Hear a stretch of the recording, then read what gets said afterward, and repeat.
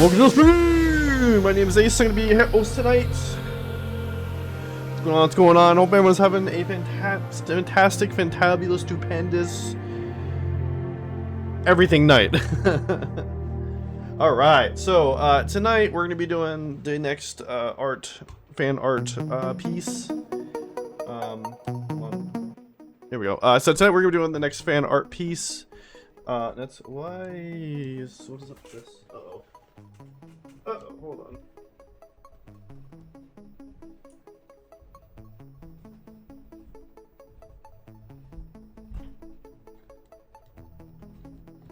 My mic is not mounted properly. Why is it unmounted?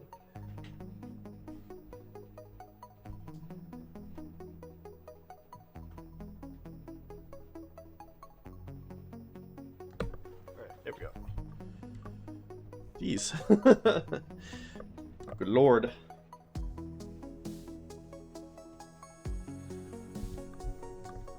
I might have to check the rest of it. I think it should be fine for now, though. Anyways, yeah, so, sorry about that. Rad! What's going on, Rad? That's weird. I thought it shot you out automatically. Hold on.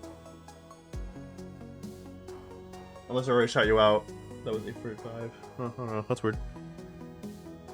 Hold on, I'll get you a shouty. You're breathtaking! How you doing, Rad? Good to see you in here tonight.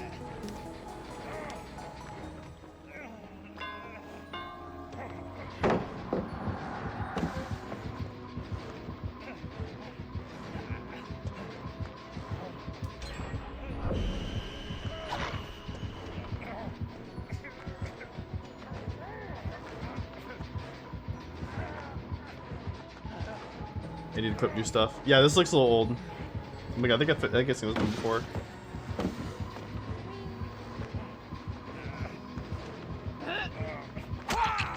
Oh no. You were trying that one. Welcome in. Everyone go follow Rad. So tonight we're gonna do the next fan art, and tonight I figured I'd do Rebecca. Now this is actually something that was requested of me almost a year ago. I was tabling at a convention. It was a really small convention, and I was showing off some of my art that I was selling, the prints there, and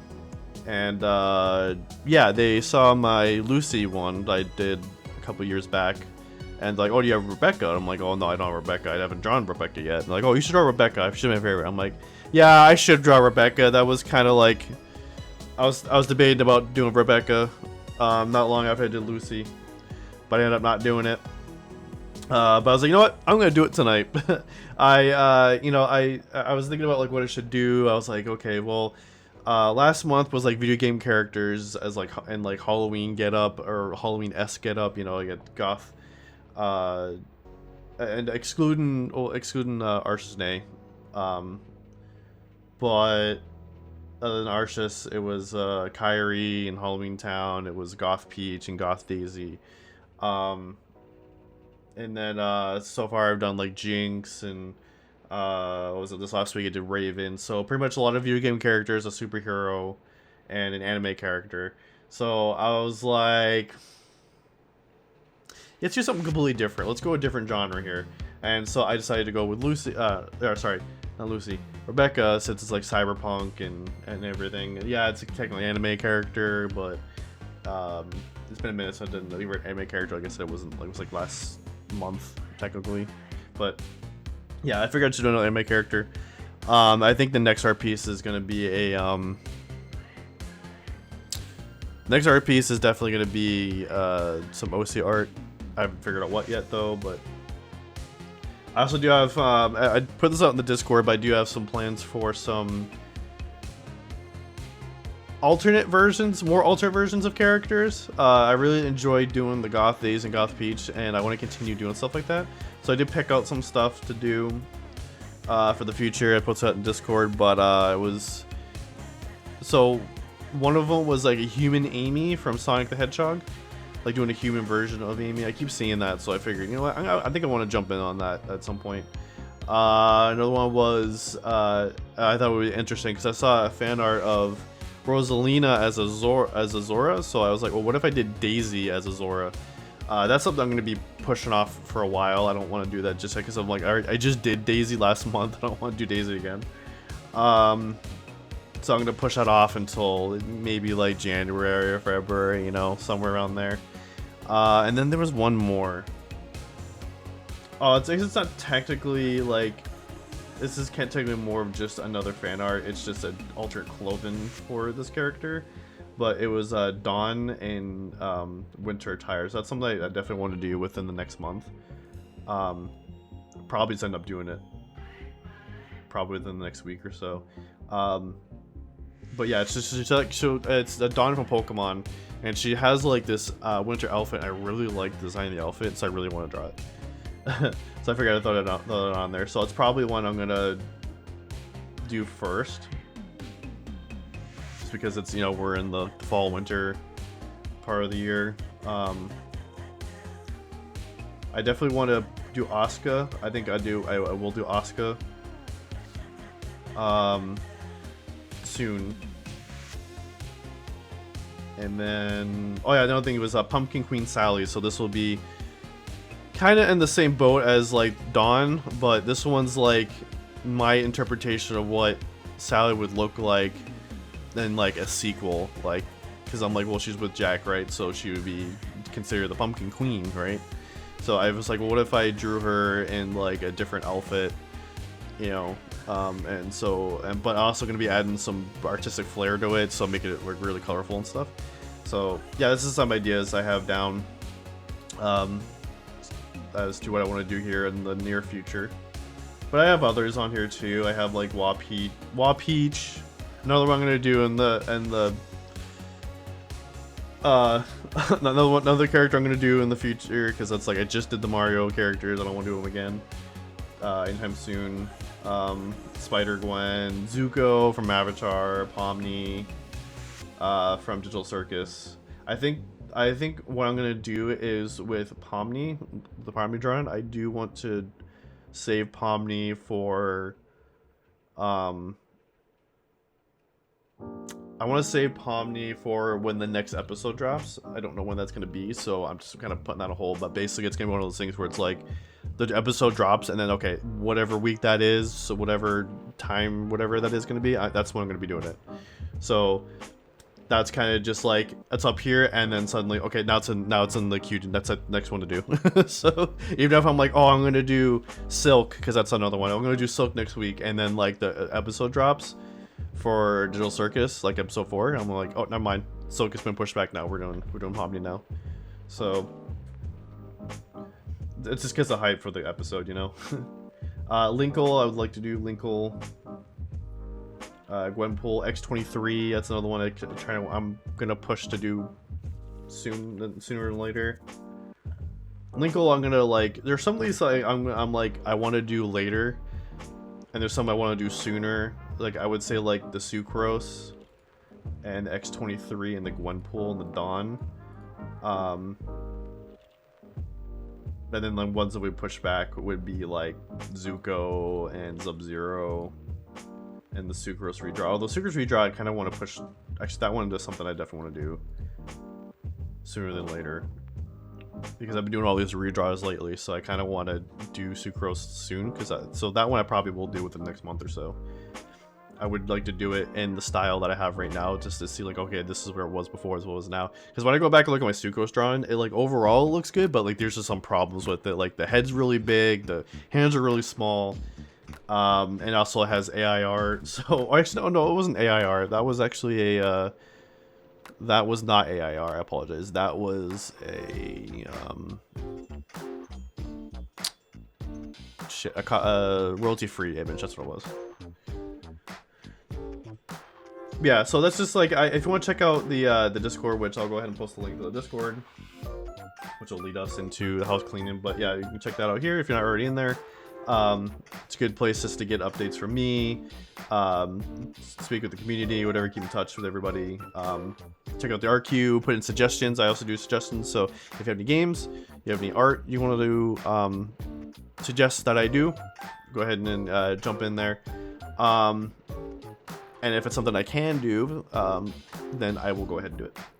And then also, if you're just not following me on any of my socials, this is a good link right here. It's my link tree. It leads to everything. It leads to all my socials. So YouTube, if you're following me on YouTube and actually watch this on YouTube, go ahead and follow me if you're not already. Like, subscribe, all that cool stuff. Also, all links and everything will be in the description below if you're watching us on YouTube. VOD. Let's see what else is on there. Link to my Ko-fi. Make sure to support me on Ko-fi. Ko-fi is a good way to support me as an artist. It helps me because right now my goal is to use the Ko-fi money I get in Ko-fi to try and get a new printer.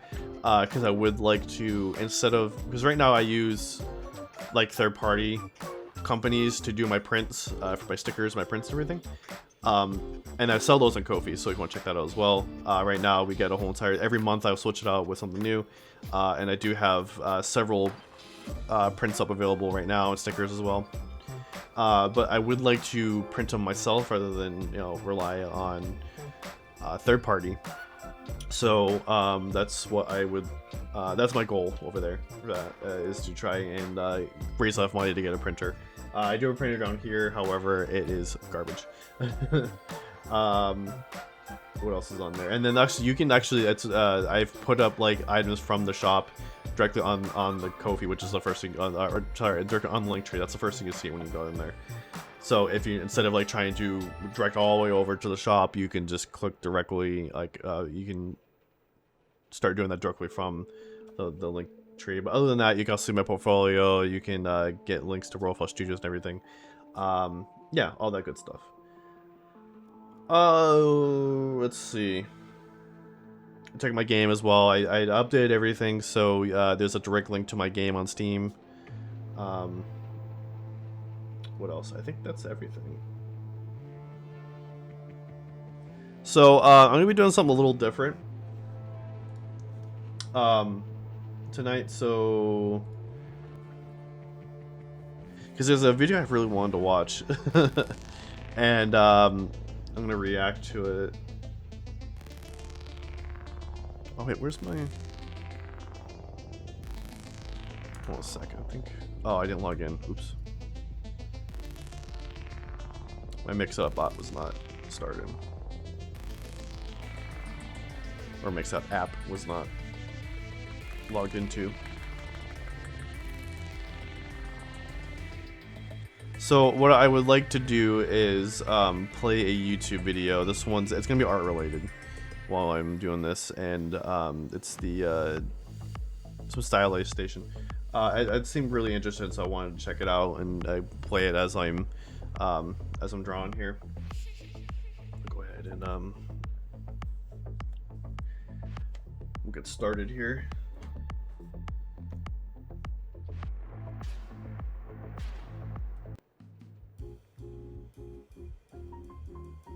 Switch over to Game Chops and make sure I'm recording.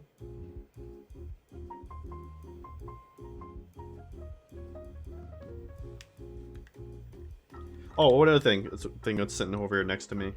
So something I probably would have been doing tonight, if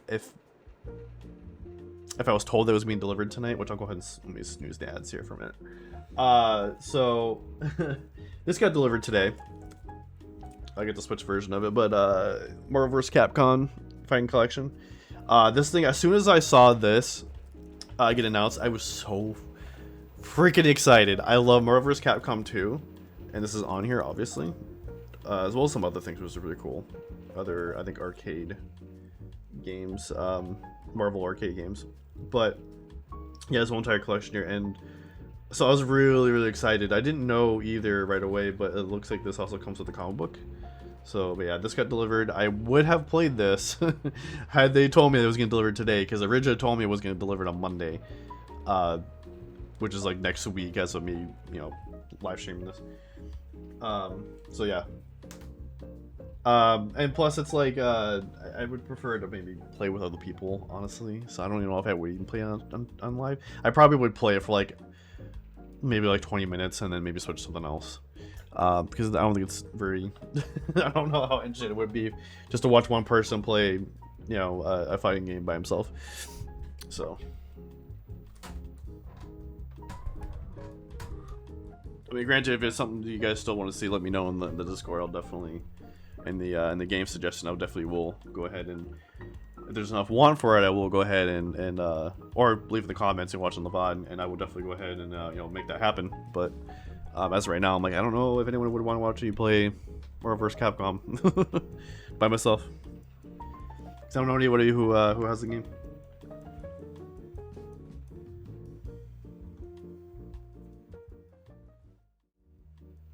Alright, so I got this temporary setup here. I'll be drawing up here, where actually I don't think you can see my mouse. No. Well, I'll be up there while I'm drawing, and then I'm just gonna be watching because technically the video is on this screen right here, where like underneath of the cameras, but I can't see because of this thing's in the way. So I'm just gonna be watching off of the stream. I'm gonna be reacting off of the stream. So this is from the Ultimate Guide. It's the Ultimate Guide to Creating 3D Characters in 2025, and it's from the. Hold on, what's the name of the channel? I'll leave a link. I'll put a link here in the. If anyone who wants to watch it, link in the chat there, and then if you're watching the VOD, it'll be in the description. It's from Stylized Station. So hard to do this to go around. I didn't mute my fucking phone again. All right.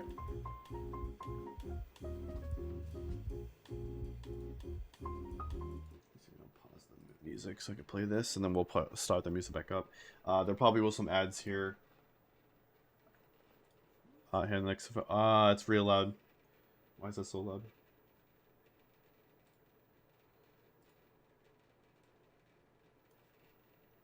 It's not for me anyways. To learn. No, definitely not. Wait, hold on, let me start it over because it was muted for you guys. My bad. Is character modeling impossible to learn? No, definitely not. For sure. If you're looking to get into character design, you're probably hearing terms like hyperrealism, hair particles, ray tracing, subsurface scattering, muscle simulations, and all that stuff. So the reason why I wanted to watch this is because I feel like this will be pretty educational for maybe anyone who wants to get into 3D character modeling. So because I not only do I do 2D art, but I do 3D art as well. I have streamed myself doing 3D art. The reason why I don't do it very often is there's multiple reasons, but the main reason why is because it takes a really long time. There is a lot to the process.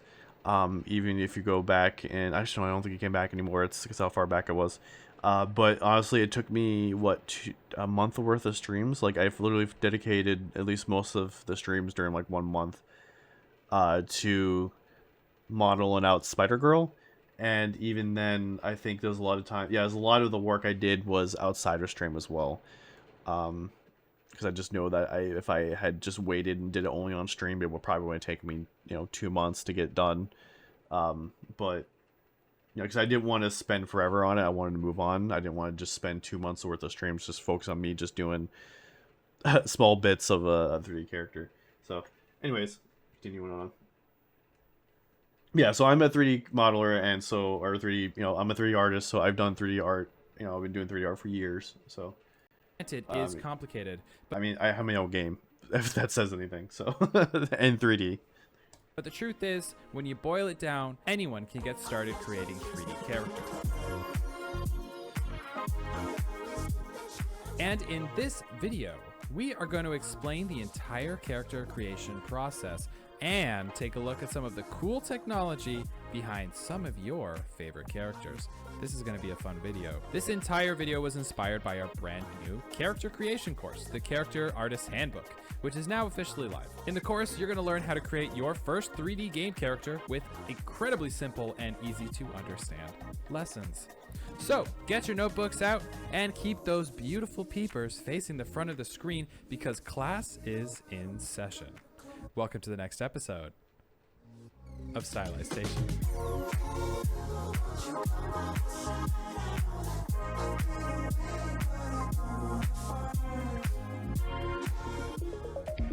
So let's get right into 3D modeling. When 3D modeling a character, you have to remember, whoa, hang on, hey. Artists don't just jump right into modeling a character. That's a recipe for disaster. He's right, honestly. I'd say he's right. I'm trying to remember when I first started. I don't think we just jumped right in. I'm pretty sure it was like, and this is like, so I started doing 3D modeling in high school. I went to a trade school for high school kids. I got lucky.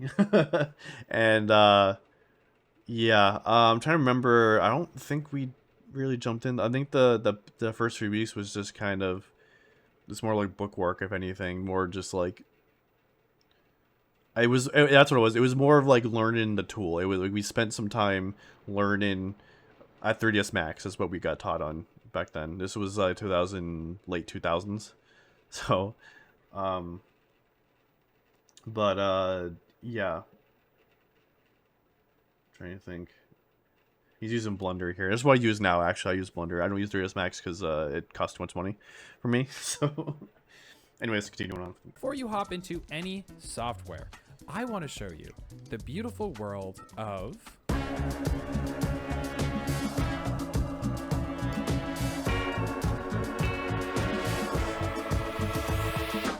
the concepting phase is the first step in bringing a character to life. And it's easily one of the most exciting parts of the entire process. It's where you get...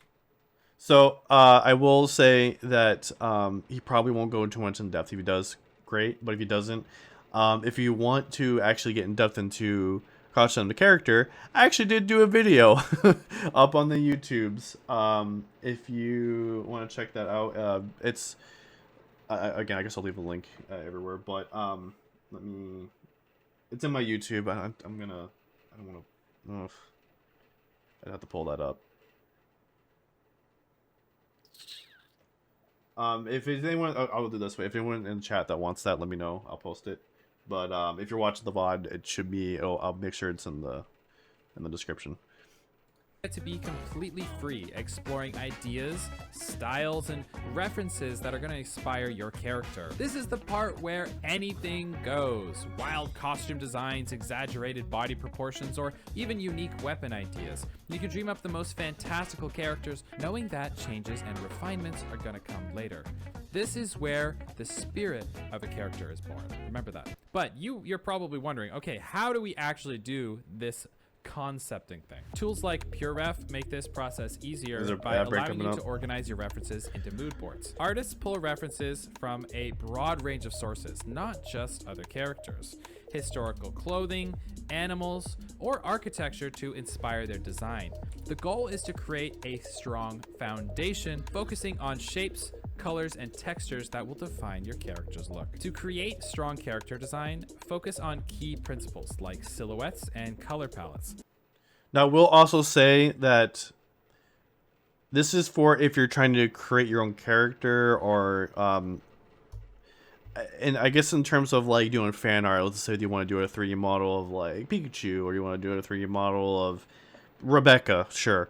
I would say that you don't necessarily need to do this step, because it's like you're at the end of the day, you're, like you said, you're trying to pull from reference. So your reference, just like me, I pulled reference from online. So you don't really need to, spend the time to draw up something, especially if you're not into drawing or something like that. I do know that when I was nap break, I'll just do a quick recap. But I do know that like as long as you're able to get a good amount of stills, I would say like, you know, get a front and back, especially because you're doing a 3D model, so it's like you're doing the whole entire character, not just the front, right? So I would say to try and get some image, like for me, like if I was to say to do Rebecca, I would make sure that I get a good, get some good side view and front and back. Now if you can find like a model sheet, sure. If you can even draw a model sheet, I would definitely say go for that. Sometimes you'll be able to find a model sheet. You know, it's not very likely, but yeah, I would say at the end of the day, you don't need to straight up like, oh, I have to spend some time drawing up a character sheet and stuff like that, and to get right, you don't necessarily need to do that. Like I said, you can just find some reference online. If you're trying to do like a fan art or something like that. If you do your own character, yeah, you might want to spend some time doing drawing up a character sheet, just like he's saying here. Waiting for that ad break to end. All right, looks like the ad break back. So I'll just kind of go over. I was talking while the ad break was going on, so I apologize. I'll just do a quick recap here. So in the video, he was talking about doing like a character sheet, which you would use for reference for your model. I would say that it's only really something you would need to do if you were doing your own character. If you were doing like a fan art piece, like let's just say that you're doing like, I was just saying Pikachu or Rebecca or some other character, that you don't necessarily need to do that as long as you can get a good reference online, or if you can find a character sheet for the character you want to do, great. I guess I would still, at the end of the day, I would recommend that you still do a character sheet if you can draw, if you're into that. But I would say that in terms of like fan art, you don't necessarily need to. You can eyeball it, although I guess for newbies that would be kind of hard. So I would say if you're a newbie, I would say try and get a reference sheet regardless if you're doing fan art or not. But you could get away with not doing one if it's just fan art.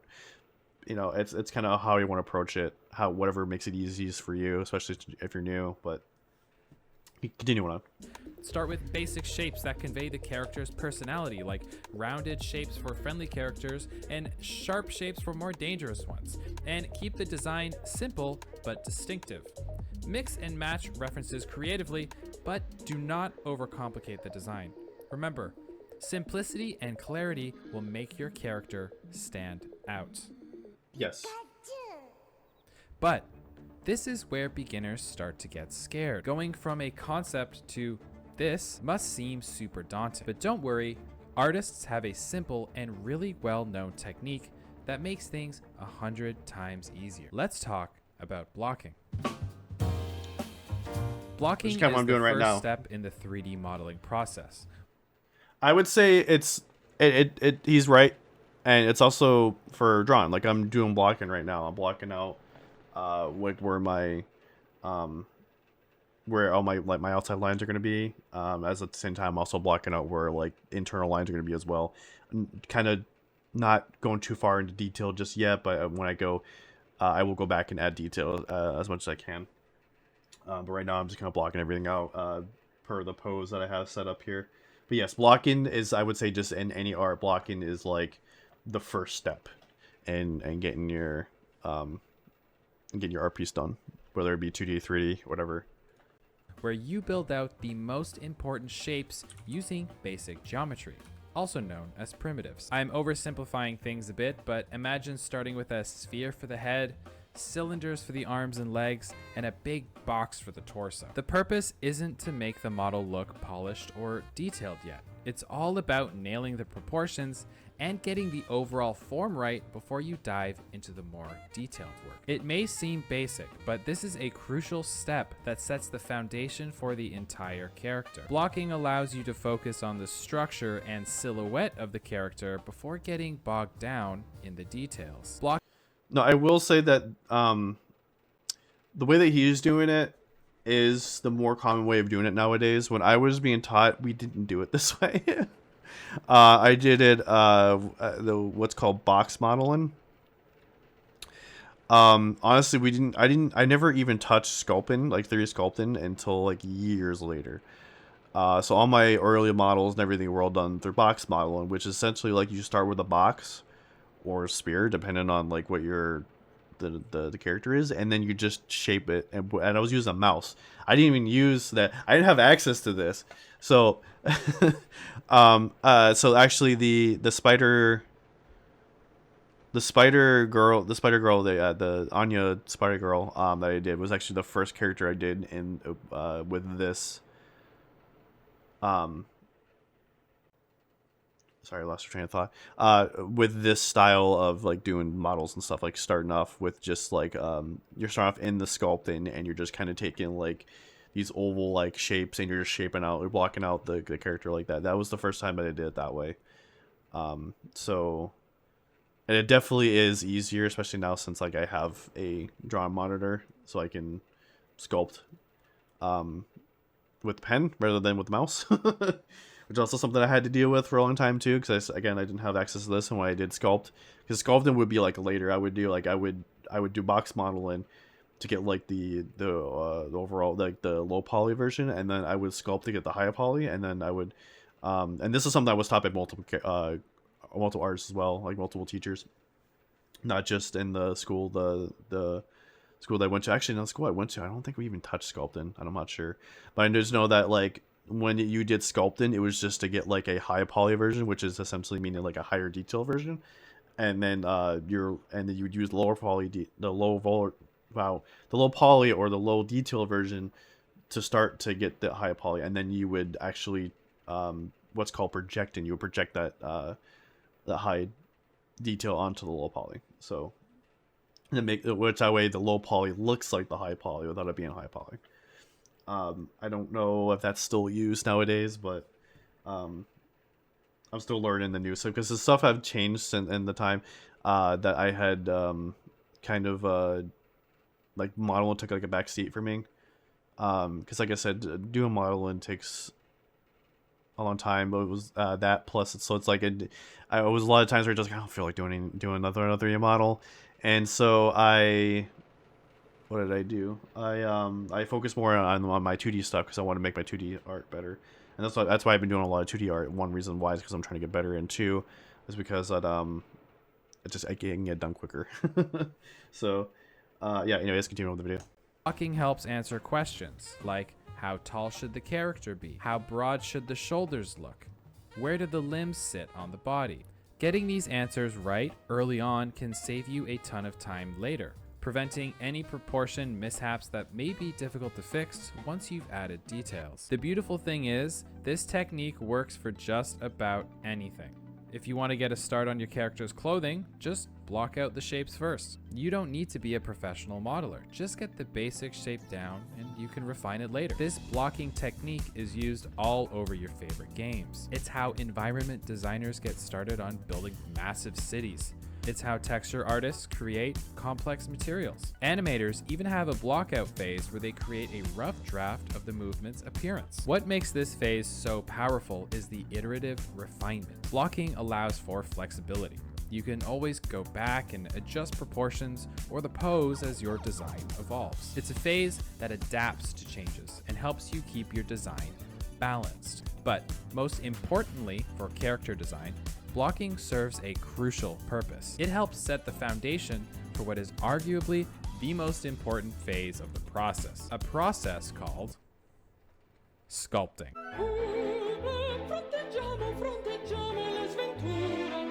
3D sculpting is the process of shaping a digital object, like a character, almost exactly like you would with clay in the real world. Unlike traditional 3D modeling, which uses polygons and edges to define shapes, sculpting allows for more fluid, organic forms. There are many types of 3D art, but character sculpting is special because it gives you the freedom to design lifelike or stylized characters with as much detail as you want. Now, you might be wondering, what do I need to get started? First, you'll need 3D sculpting software. Some popular options include Blender, a free, powerful tool that's perfect for beginners and pros alike.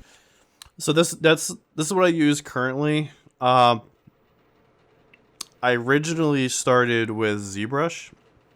ZBrush, another one, he's probably going to mention it. But ZBrush was actually the first sculpting program that I used. And then, again, it had to do with money. I was, very tight on money after college. So I was like, I I just couldn't use ZBrush, unfortunately. So I didn't do a lot of, I don't think I did a lot of sculpting for a minute, I don't think. And then I switched over to Blender because I also couldn't afford 3ds Max. I switched over to Blender, and Blender is great because it's free. When it's open source, whatever, you can make changes if you want that to do that. I don't do that, but it's great because you can it has a sculpt in, it has the model and the texture, and it has pretty much everything for a base. However, there's one thing that it does do, which is like texture painting, which I don't use. I don't like the texture paint in Blender, so I actually opt to use the one that I don't like using because it's from Adobe, but Substance Painter I just think is the best one, honestly, of all the texture painting software. I'm trying to see if there's alternates, but it seems like there was alternates that I know of. It seems some of them are stopped. They're like their support for those are dwindling, and so I'm like, fuck, man. Damn it. So I think I might also just be stuck with Substance Painter, as much as I hate that I have to pay money to Adobe. That for reasons I'm not going to get into because I've explained that before, but it's essentially just has to do with their whole AI, their whole business model. I don't like their business model. So, and I was all about Substance Painter. What was I trying to say is I started Substance Painter before it got bought out by Adobe, so that's why I'm like so like stuck with it, because I'm like, that's what I've been using forever. Anyways. You could also look into ZBrush. It's an industry standard software used by professionals in film and game development. It's more advanced, but it's great once you got the basics down. Both of these programs come with tools that mimic traditional sculpting techniques like pushing, pulling, pinching, and smoothing. It's got pretty much everything you'll need. In sculpting, you'll mostly use brushes. These are digital tools that manipulate the surface of your model. Brushes like clay buildup or smooth are your go-to for forming the basic shapes and refining details of your character. But don't worry about learning every tool right away. Start simple, and as you get more comfortable, you can explore more advanced techniques. And sculpting may seem scary to start, but now that the blockout phase is done, you're already well on your way. The basic idea is that you're going to start with simple shapes and then gradually improve and polish your model. You don't need to worry about perfection early on. The beauty of sculpting is that it allows you to build up your details over time. I'm going to walk you through these steps in a little more detail. Your blockout's already completed, so the next step is refining the silhouette, which is the outer shape of your model. This is where you'll start adjusting the anatomy, enhancing the proportions, and defining the major landmarks on your character's body. Think about broad muscle groups, the curve of the spine, or the shape of the limbs. You're still focusing on big picture elements here, so don't worry about the tiny details just yet. Just relax and have fun. Once the silhouette looks solid, it's time to start refining key areas. You'll give special attention to places like the face, the hands, and clothing folds, areas that naturally draw attention and require a little more precision. At this stage, you'll be refining facial features, shaping muscles, and making sure your character reads well from all angles. And now here comes my favorite part, adding the small details, which is really going to make your character pop. This is where you'll sculpt things like skin textures, fabric wrinkles, and any other subtle elements that give your model life and realism. You can use more detailed brushes for these finer touches, but remember, the big shapes always come first. The details should complement, not overwhelm, the overall form. By following these steps, over time you'll go from a rough blockout to a more detailed, polished sculpt. The key is to take it one step at a time. Refine the large shapes, then work your way down to the finer details. And remember, it's okay if things don't look perfect immediately. Sculpting is a gradual process of improvement. Now that you have a surface level idea of how sculpting works, let's talk about the kind of characters you might want to create. If you're watching this video, it means you're probably a beginner. So maybe think about starting with stylized characters. They can be more forgiving because you have more creative freedom to exaggerate proportions or simplify details. I agree with this, because again, like everything you said, it's stylized, so it's like you can get away with having crappy proportions and stuff like that. And it's like you can work on that, and it's like if it's wrong, you don't have to feel as bad because, well, it's a cartoon character. Okay. You're right. So, yeah, no, he's right on that. For sure, I agree. For example, stylized characters can have bigger heads, larger eyes, and simplified body forms, similar to anime or cartoon characters. These tend to be easier to sculpt because they don't require perfect anatomy or intricate details. Realistic characters, on the other hand, require a deeper understanding of human anatomy. You'll need to pay close attention to proportions, muscles, and the way the skin behaves. But remember, both styles are valid, and many artists blend the two together. Here's the truth. Sculpting is a skill, and it takes practice. Don't be discouraged if your first sculpts don't turn out exactly as you envisioned. Each sculpt you create will help you learn something new, whether it's understanding form, anatomy, or how light interacts with the surface. Remember, start small. Practice creating simple objects like a head, a hand, or even a cartoon character. As you get more comfortable, move on to more complex projects. So, you finish sculpting your character, but you might notice something. It's incredibly detailed. And while all those details look great, they come at a cost. The mesh you've sculpted is dense with polygons. I'm talking about millions and millions of polygons. Yes. Oh my god. Even in box modeling, I made this mistake with my first model.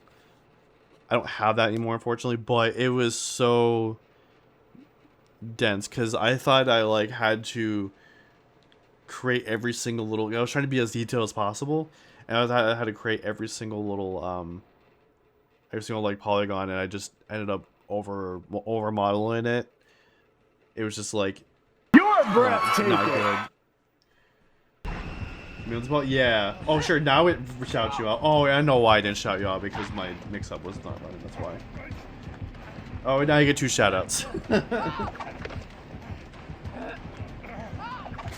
But yeah, no, it was a lot of polys. My first model, and all the way back at like, what was that, like 2008?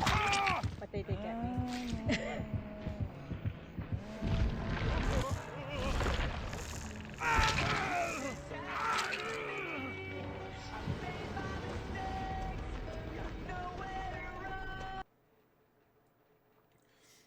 That's pretty funny.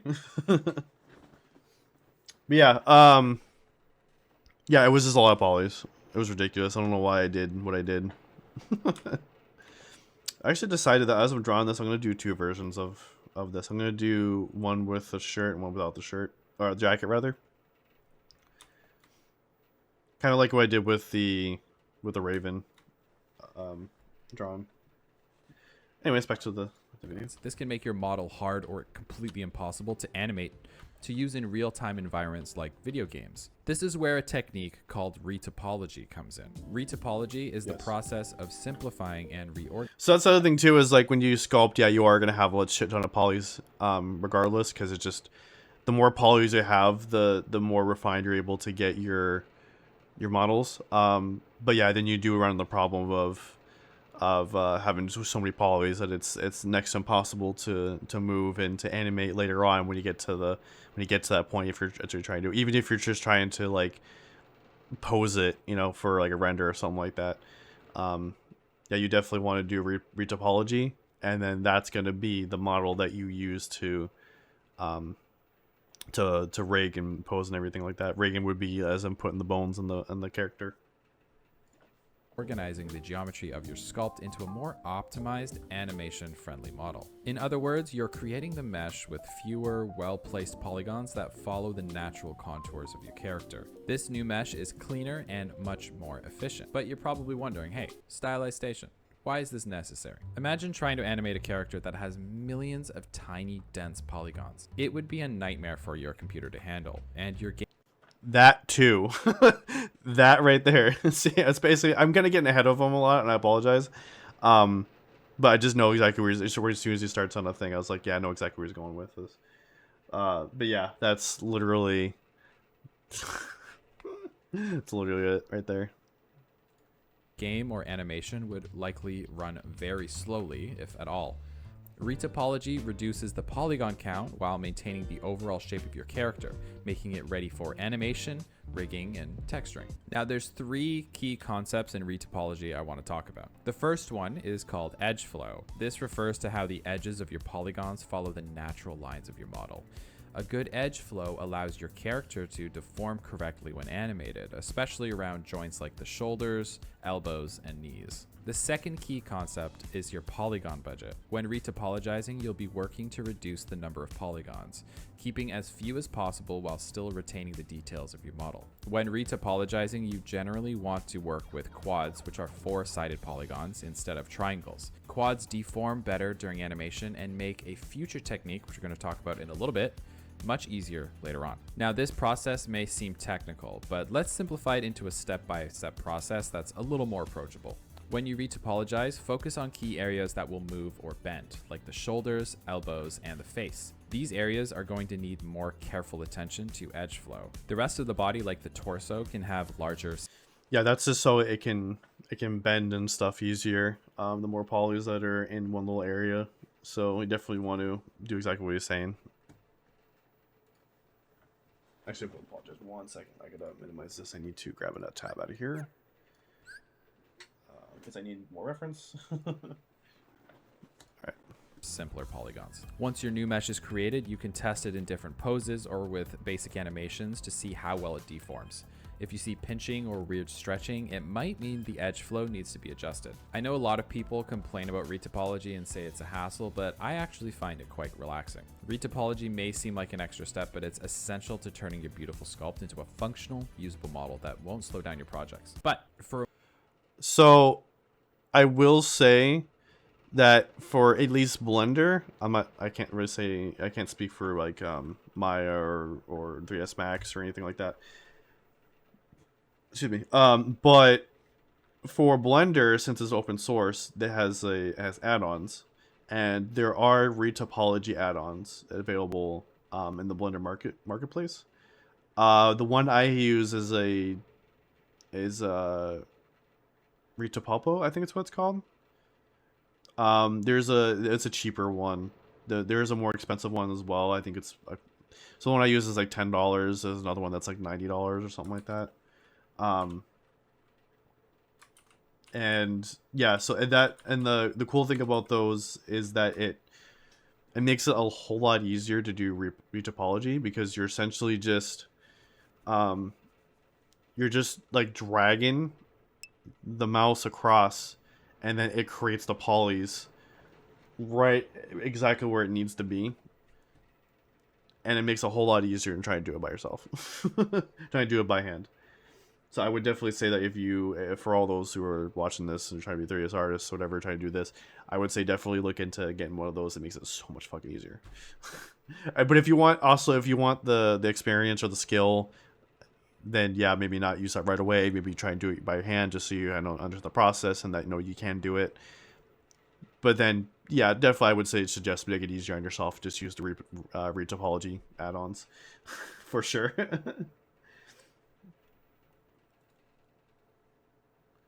I just need... Anyways, For a more detailed character, you can't just hop straight into texturing. There's a critical step that we need to take, called UV unwrapping. So, what are UVs and why are they necessary? Your character is fully sculpted and retopologized, but to apply your textures correctly, you need to unwrap your 3D model into a 2D map. This is what UV unwrapping does. I want you to think of it like peeling the skin off of an orange. The orange is your 3D character, and the unwrapped skin is your 2D template. UVs guide your textures, telling the software where every pixel of your texture should go on the model. Without UVs, textures would look distorted and stretched. UV unwrapping ensures textures fit correctly across the surface. While this sounds daunting, it becomes much easier once you understand the basics. Here's how it works. The first step in UV unwrapping is placing something called seams on your models. These seams act like cuts in your orange peel, telling the software where to split your 3D model to create a flat UV map. The trick is to hide seams in less noticeable areas, like the inner thighs or behind the ears. Once you've set your seams, the software... I will say another thing to really, I guess, compare it to would be like taking a box. I don't know if you guys ever used a box that like you get that's like unfolded and you have to fold it up. It's like that. That's essentially what like an unwrap is. This is the more complicated one, obviously, for like a character, so you're gonna have this whole really weird looking. But and then things are also kind of he's probably gonna explain this more, but also the other pieces are kind of separated out, so everything's all flattened, and some things don't need to be connected, so that's why everything's all kind of separated out. Where we'll flatten your 3D model into a 2D map.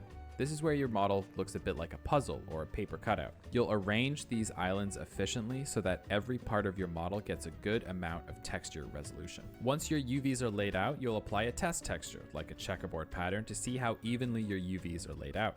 If you see any warping or stretching, you can adjust the UVs to make sure the texture is uniform across the model. With retopology and UV unwrapping, it can be a pretty tedious process, but I highly recommend just taking your time and having fun with it. Okay, so you've unwrapped your character. You could jump straight into texturing, but before you do, I want you to be aware of a process called baking and why it's worth considering learning. Baking is the process of transferring all the fine details from your high poly sculpt into your low poly model. It allows you to keep your model optimized for performance without losing the detailed features you've worked hard on, such as wrinkles, pores, and surface textures. When you bake, you end up creating something called texture maps, like normal maps or ambient occlusion maps, that mimic the high poly detail on your low poly mesh. This way, by applying these textures onto your low poly model, your character still looks intricate and realistic, but remains light enough to use in real-time applications. The good news is that there's software like Substance Painter that simplifies the baking process, making it really quick. Yes, this is what I was talking about, why I love Substance Painter. It's so good for texturing. So my process is that after I'm done with all the modeling and the sculpt and everything and all the details and whatnot, and I get to and then unwrap it and everything, and I get to the texturing part, I export it out from Blender into Substance Painter, and I go from there to do all the sculpting. And the cool thing with that, rather the texture, and the cool thing with that is that I can get even finer details than what I could have with the sculpted. You can get like the texture of like the hair, the texture of the skin, the texture of the clothes that they're wearing, things like that. So that's the really nice thing about Substance Painter. They even have like ready to go stuff too. So if you just need like a simple fabric material, or if you need like a plastic material or something, they already have that ready to go, and you can just slap it onto the parts of the texture you need ready to go. And then also it does he may or not explain this, but the cool thing about Substance Painter is that it has PBR, which is realistic lighting. Essentially it's just realistic lighting texturing. So it automatically bakes this realistic lighting into the texture, and so you don't need to that's something you don't need to do separate or anything. It's already baked into the texture and it's ready to go. It's really nice. It looks really realistic. I don't know how industry standard Substance Painter is. I do know that a lot of people like to use it. It's the same as Blender. But yeah, I would definitely say to use this too as well. You have to pay for it, and because Adobe, it doesn't cost too much. I spend like $20 a month on this, so. Quick and beginner friendly. So while you can go straight to texturing, learning how to bake, especially with when I use it, because right now it's like I'm on and off using 3D models. So right now I don't think I'm paying for it because I'm not doing any 3D models as of right now, but I will be soon, so I'll have to start paying for it again. tools like Substance Painter will elevate your work, especially when creating game-ready assets. Now that your model is unwrapped and ready, it's time to dive into texturing. This is where you'll give your stylized character personality through skin, clothing, and other materials.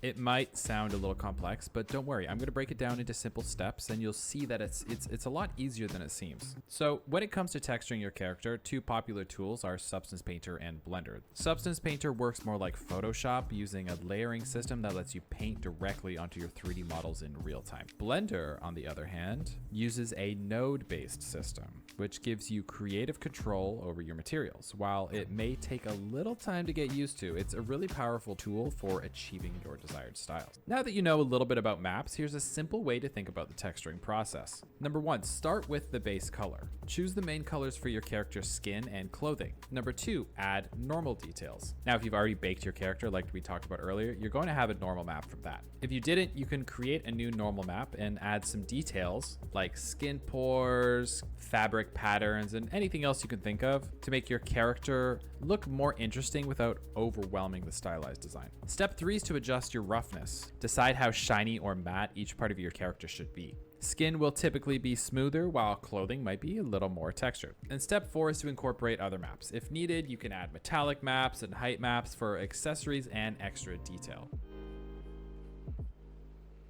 I have some tips for success when it comes to texturing. The first one is to preview often. If you're texturing in Substance Painter and you know that your character is going to go into Unreal Engine eventually, I would recommend importing your character early and seeing how the colors change when you switch over engines. Sometimes it's going to be a little different than you think. So instead of texturing your character all the way through and then switching to Unreal and realizing that it doesn't look the way you realized, make sure you import your character early so you can see how your textures are going to actually look. The next tip is experiment. Don't be afraid to try different textures and colors.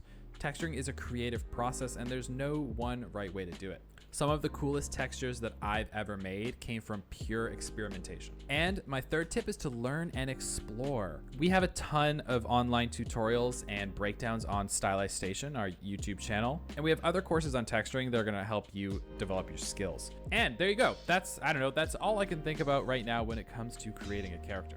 Now, it's not so scary when you get everything broken down like that, is it? But there's so much more, like the intricate technology behind rigging and animation and all the exciting stuff that comes with that. This guide has given you a pretty comprehensive look into what it takes to create your first character. If that's all you wanted to know, then I will see you next time. However, if you're eager to learn more, I highly recommend you check out our brand new course, The Character Artist Handbook. With over 15 hours of engaging content, you're gonna be well on your way to creating your first character. Okay, self-promotion over, I swear. Thank you so much for watching, and I can't wait to see what you create. I will see you on the next episode of Stylized Station. All right, definitely go check that video out. It's a really good video. Yeah, everything he hit everything basically on the. It's a good overview of the process here. At least as of currently, this is basically what everyone's doing nowadays. Like I said, when I first started, people were mostly just doing like box modeling. So for sure, this is a lot better of a way of doing characters and stuff for 3D modeling. So yeah, good video. I am going to close this out. If you like this, by the way, this whole kind of drawing and reacting to like a video, definitely let me know in the future. This is something new I wanted to try out today because I did kind of see this and it popped in my head. Maybe I could do this kind of react video while I draw. Yeah, definitely let me know if you like that. But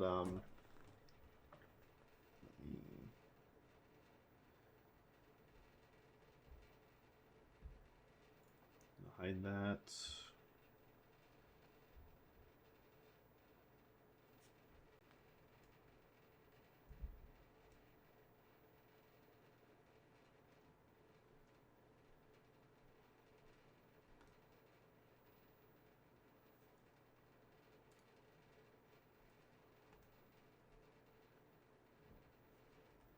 All I see in this dark room are pills. No, wait. I see ghosts.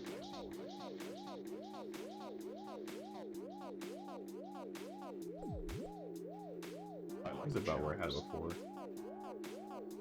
I saved before I added that video reaction thing. So the cherries are good. Wait, The cherries are good. The cherries are good. The cherries are good. The cherries are good. The cherries are good. The cherries are good. The cherries are good. The cherries are good. The cherries are good. The cherries are good. The cherries are good. The cherries are good. The cherries are good. alright, so what I'm doing here is I decided that since I'm going to do two different versions of this piece, similar to what I did with Raven, that I'm going to be a little smart about this. I'm going to have the jacket being the rough version of the jacket be on its own layer. That way I can turn it on and off for the different versions and not get kind of messed up here. So I am just kind of quickly overdrawn what I'm like tracing over what I just drew real quick for the jacket part, and then I'm going to erase it off of the other layer.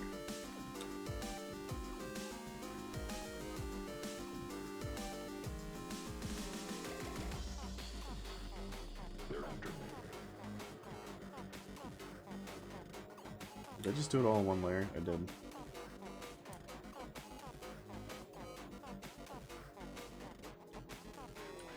They're trying to kill Shit. me. Did you hear me? I said they're trying to kill me. I don't know why it looks so weird. Let me out of this maze already.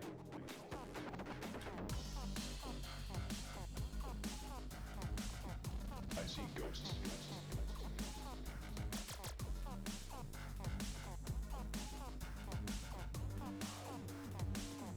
I see ghosts.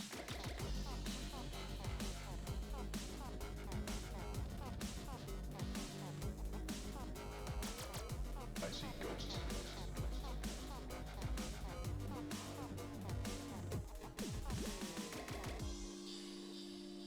All I can do now is take these pills.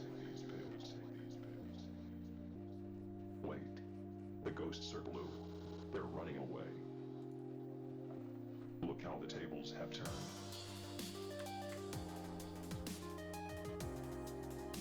Perhaps I can consume them like they consume me.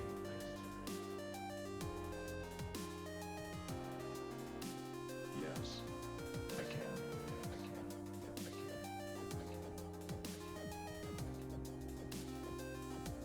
But they won't stop coming back.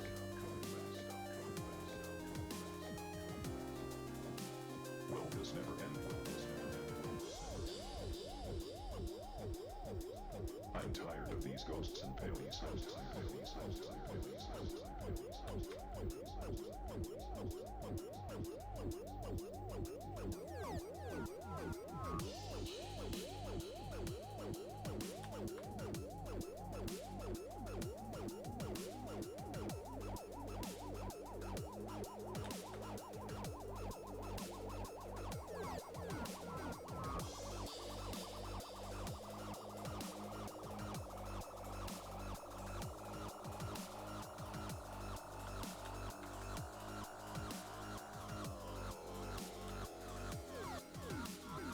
I'm tired of these ghosts and paleys.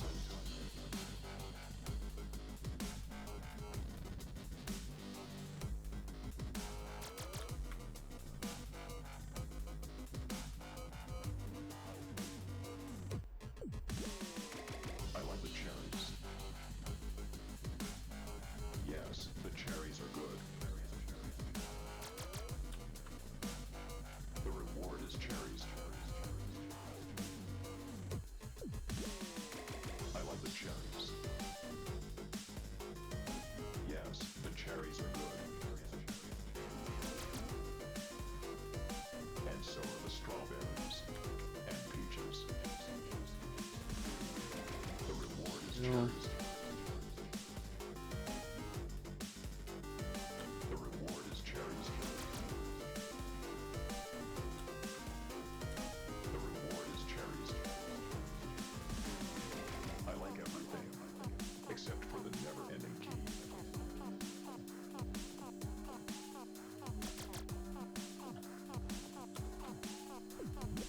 I like the cherries. Yes, the cherries are good. The cherries are good. The cherries are good. The cherries are good. The cherries are good. The cherries are good. The cherries are good. The cherries are good. The cherries are good. The cherries are good. The cherries are good. The cherries are good. The cherries are good. The cherries are good. The cherries are good. All I see in this dark room are pills. I need this picture. Wait. I see ghosts.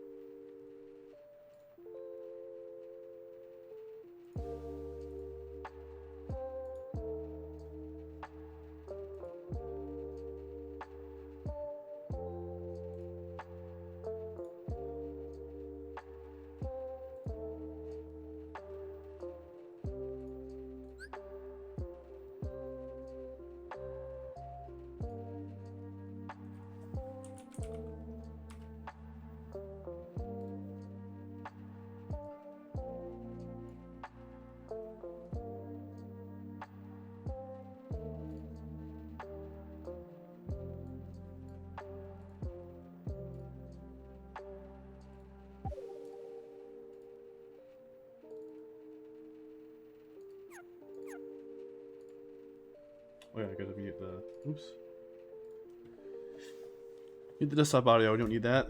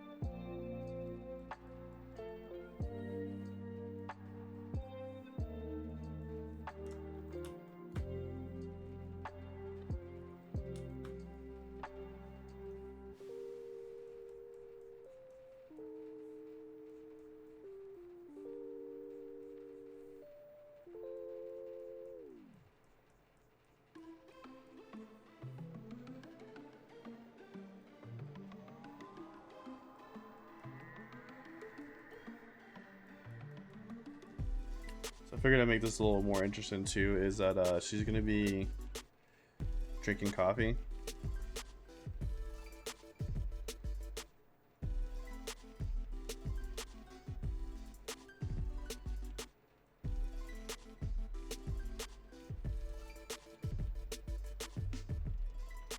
I was inspired by the reference that I found, but I think in that one she's not drinking coffee. I think she's drinking something else. But yeah, I was trying to debate if I wanted to do coffee or not, but Katya insisted that it was coffee, so.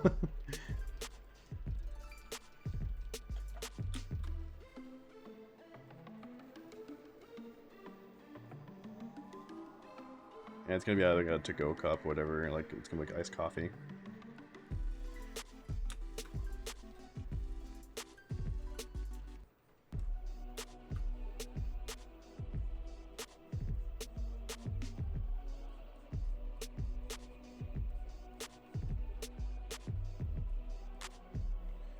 With the rate that I'm going, I might not get the line work. I probably would just be finishing up the line work, which is fine.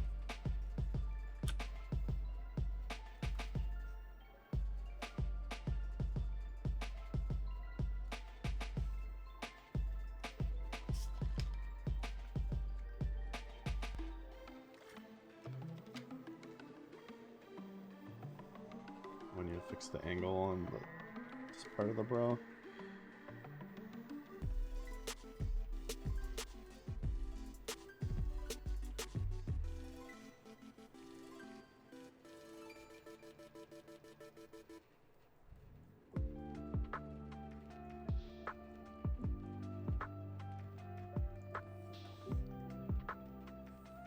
Yeah.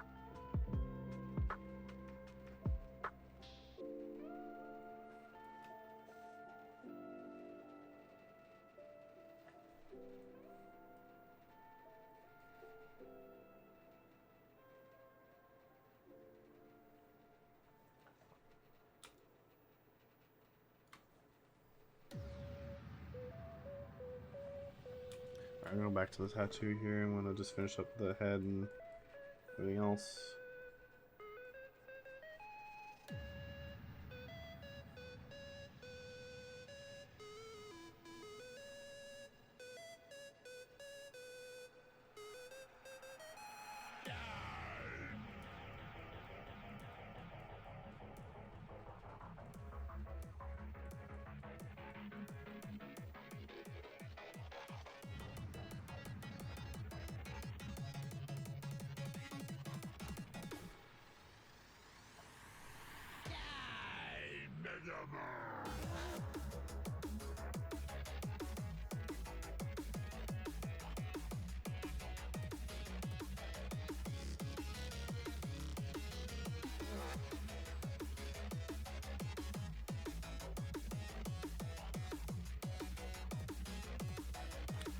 Around the lips is gonna be tough.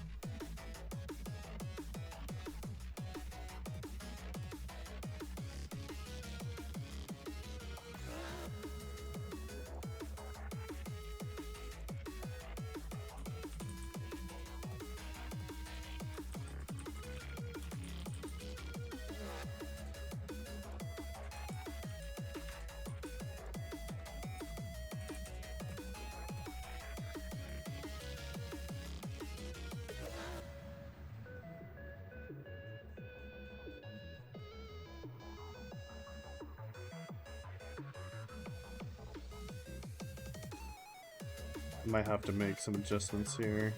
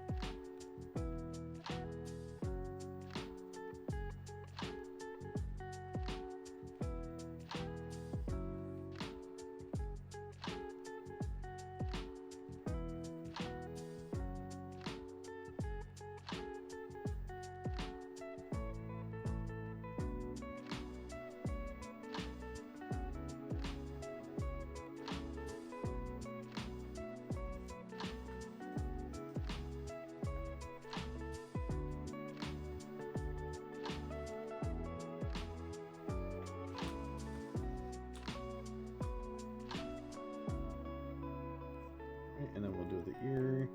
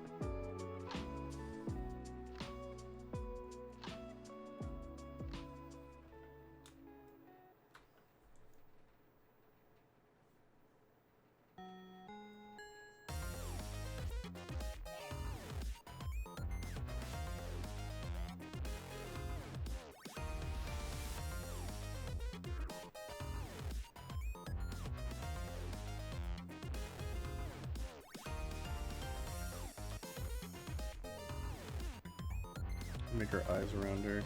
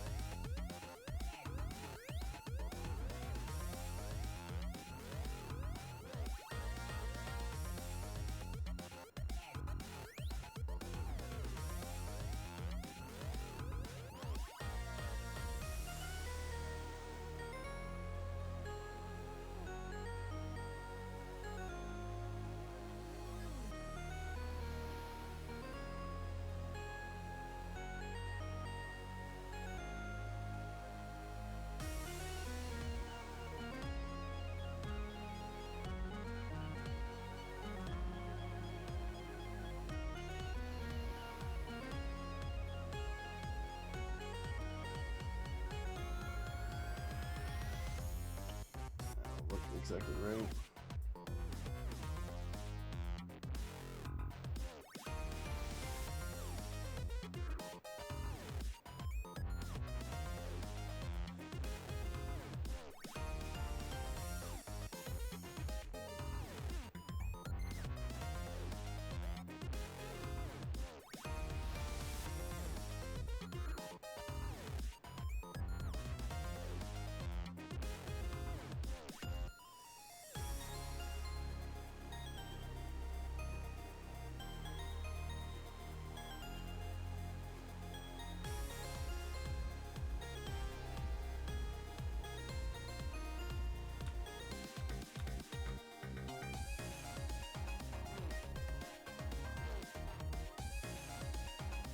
All right, and then I think.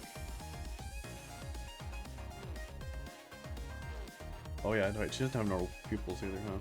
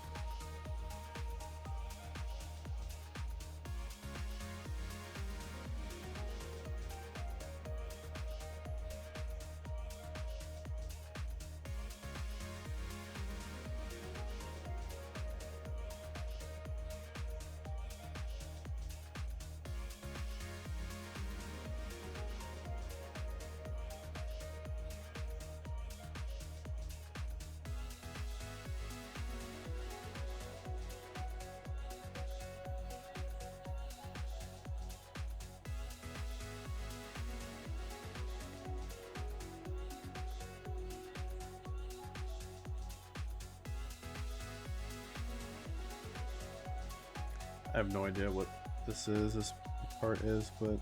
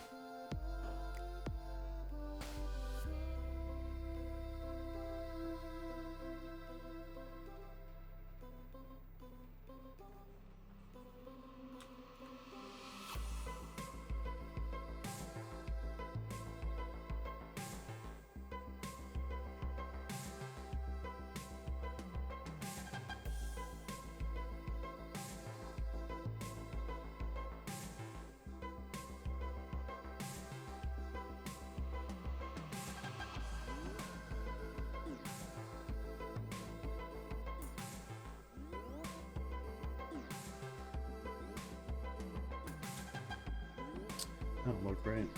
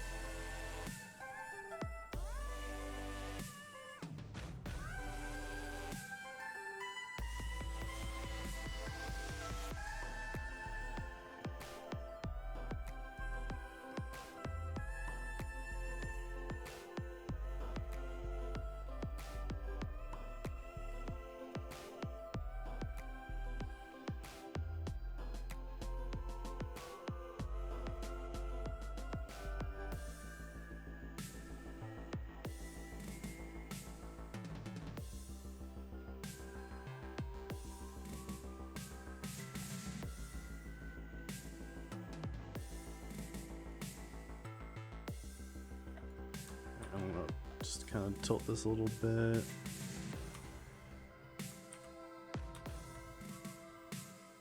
That looks better.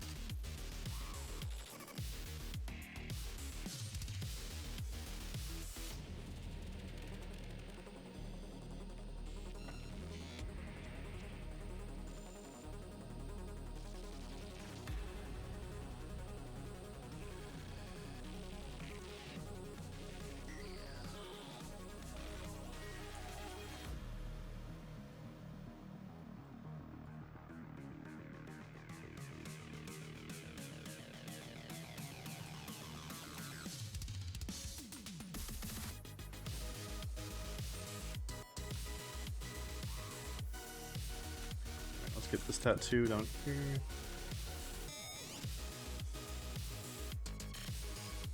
I haven't saved it yet. Shit.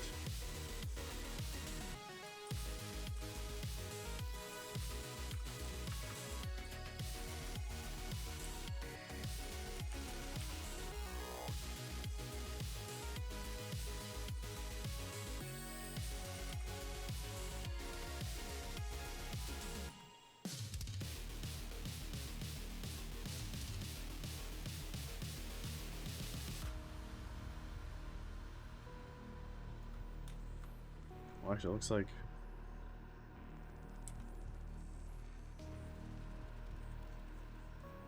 it's gone a little further, actually.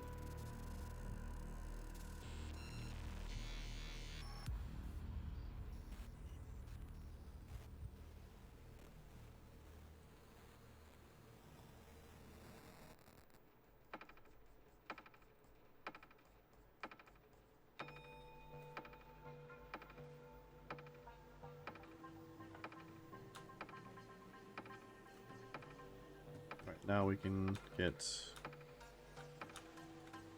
the stomach.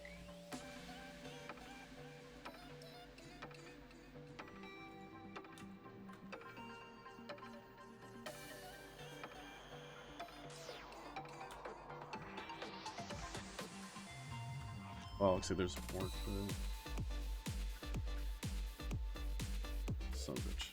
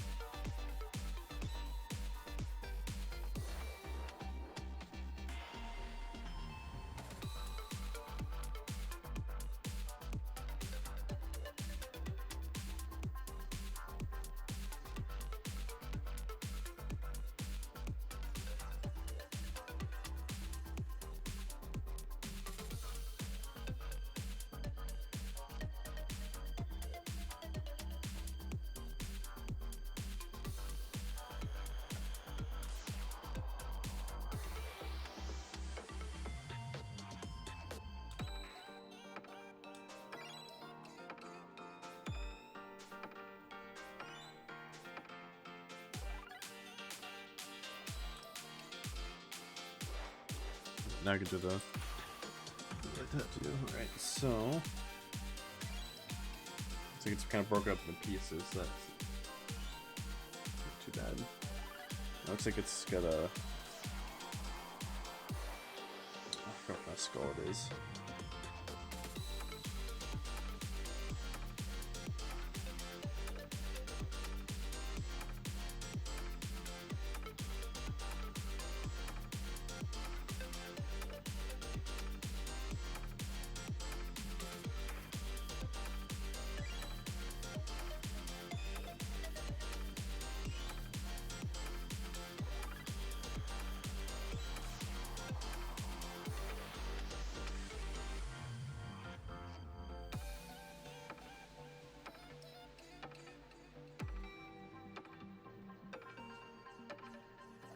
I need to adjust this.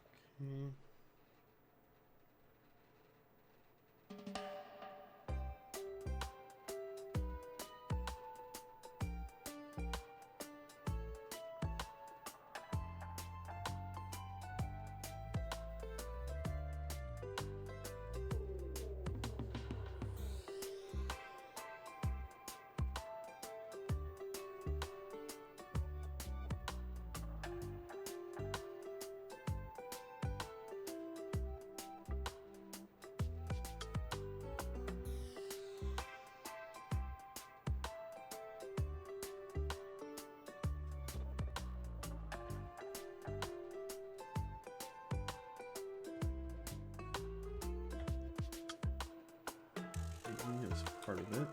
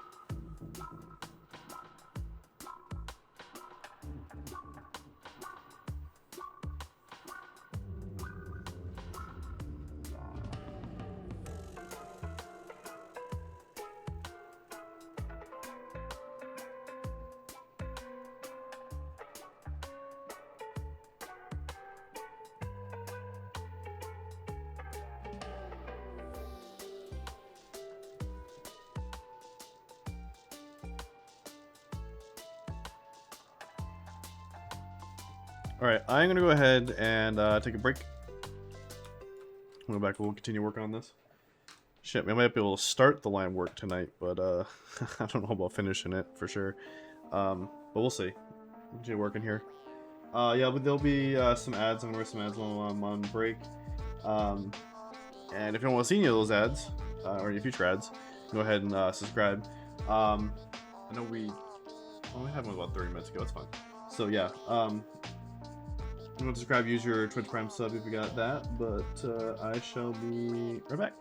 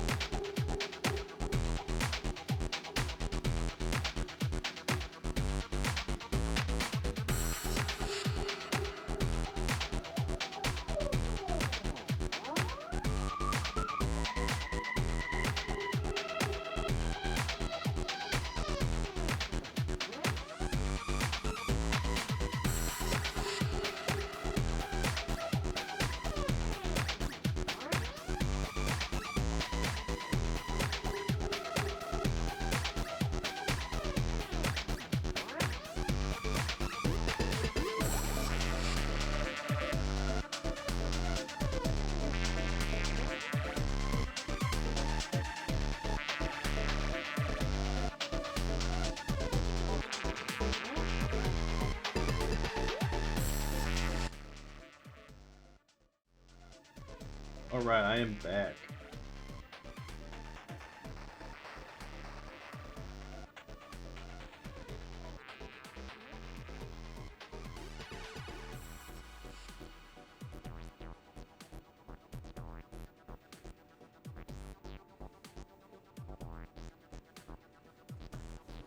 Alright, so we're getting...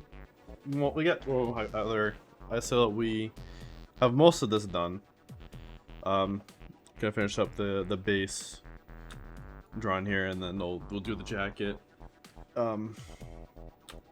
Maybe finish up the cup too. The cup's not finished. Wait,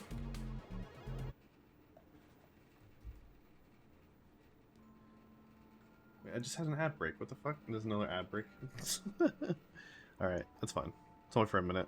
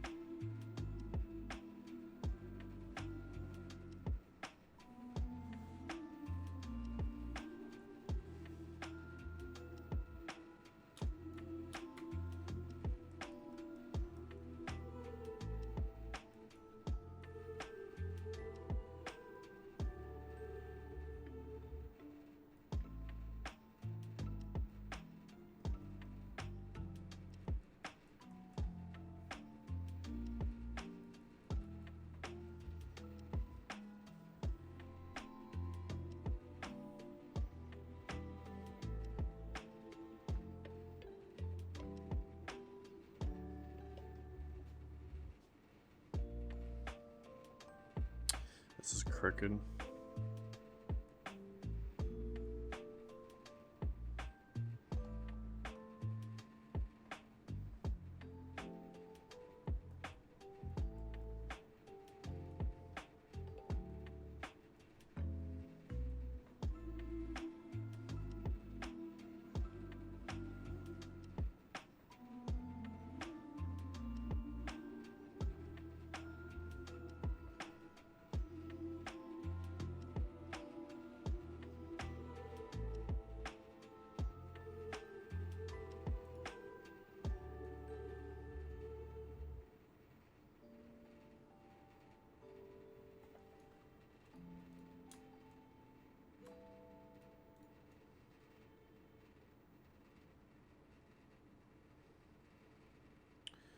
Let's see what I can do to fix.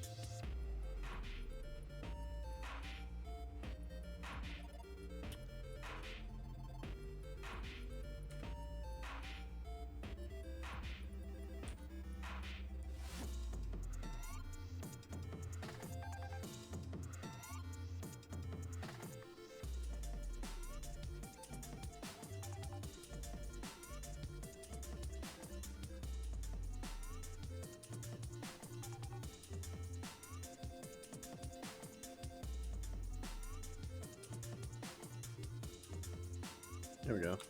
That looks better.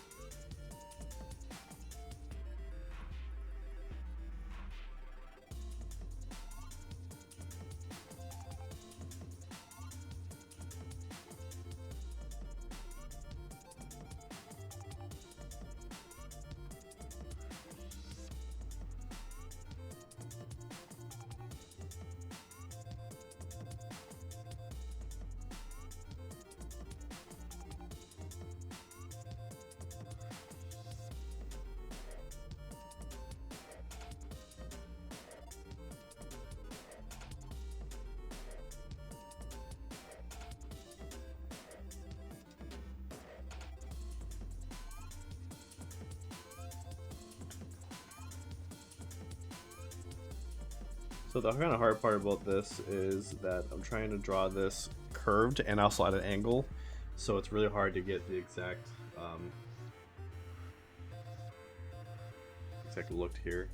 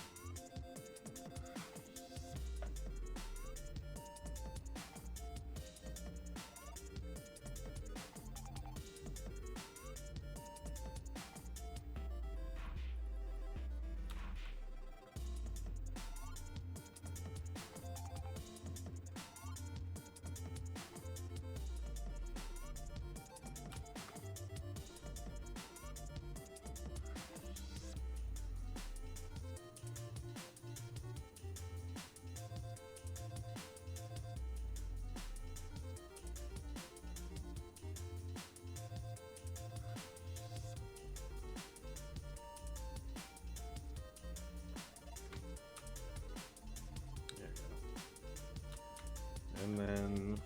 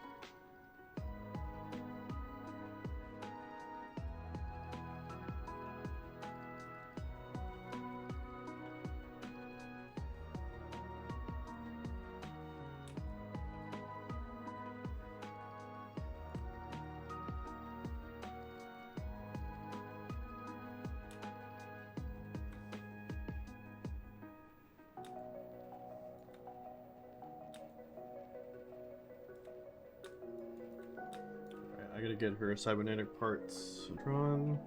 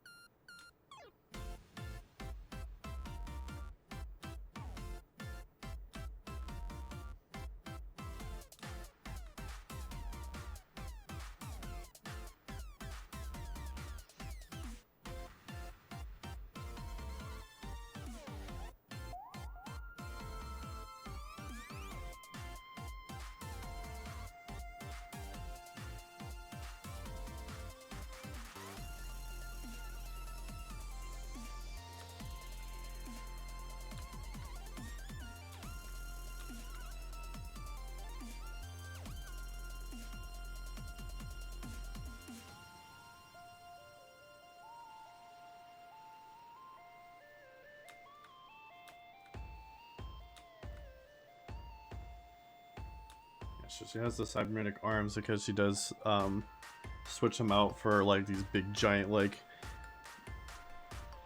hands for some reason.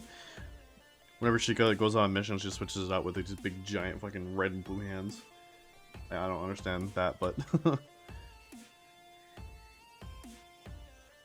still looks cool.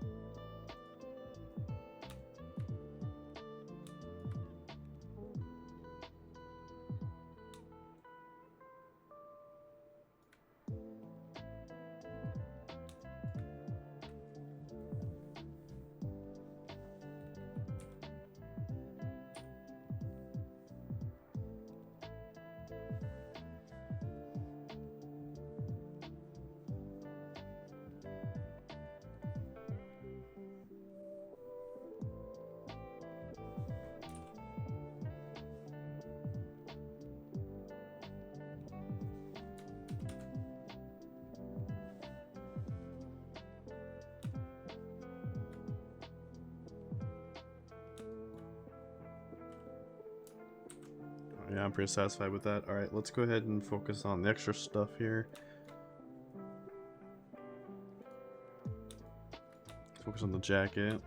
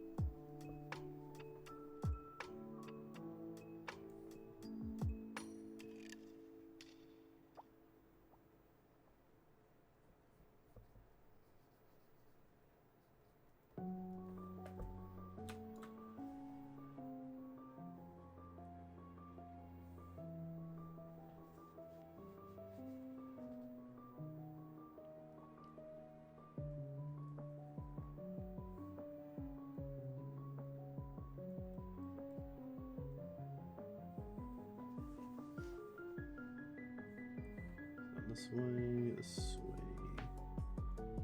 this way.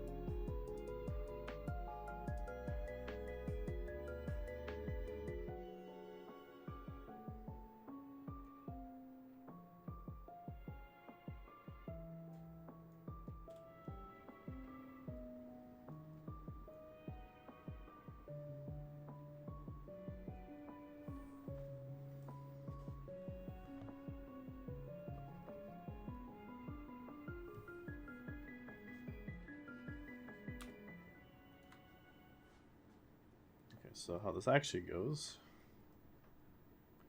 is that it goes down here. Down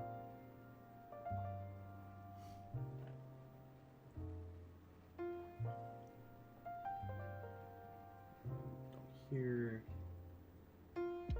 This way.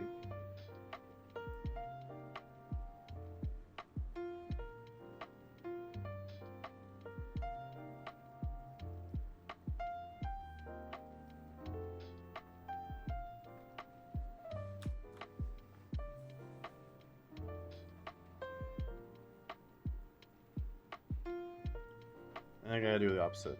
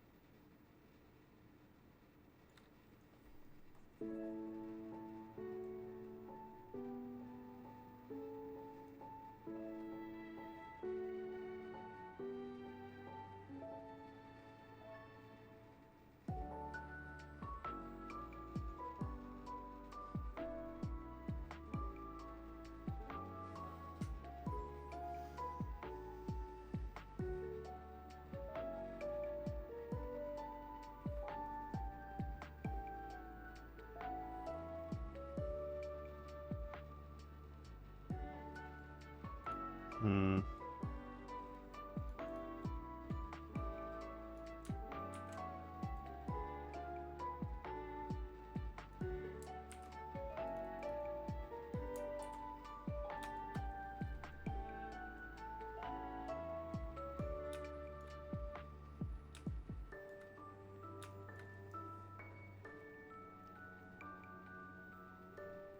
And actually,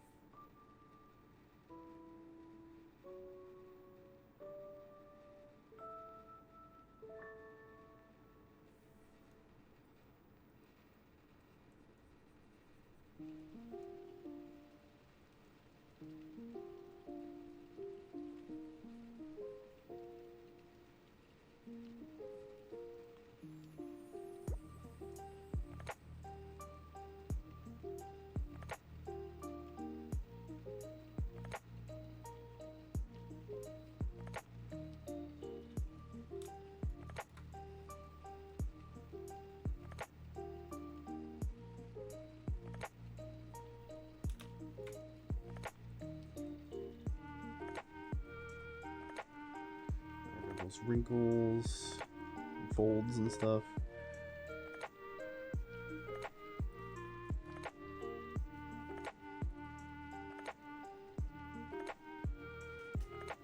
Some water.